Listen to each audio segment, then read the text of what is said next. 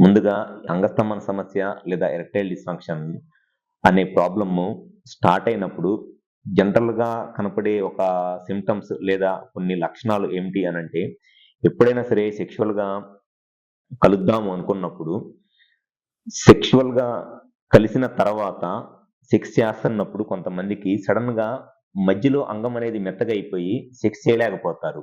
అది చాలా మందిలో స్టార్టింగ్ స్టేజెస్‌లో ఈ అంగస్తంభన సమస్య స్టార్ట్ అయినప్పుడు ఫస్ట్‌గా